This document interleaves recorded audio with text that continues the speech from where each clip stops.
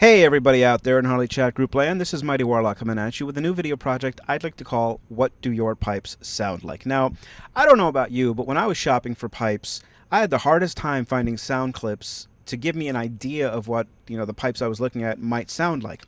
So I thought if we could get the members with video cameras to go out to their bikes and just videotape what their pipes sound like and tell us what they are and maybe even why they chose these pipes, it would be kind of a cool idea. So I thought I'd start with my bike, which is a 2007 Ultra Classic.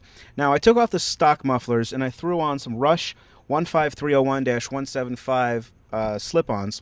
These have the 1.75-inch baffles in them. So let's give it a listen and tell us what you think.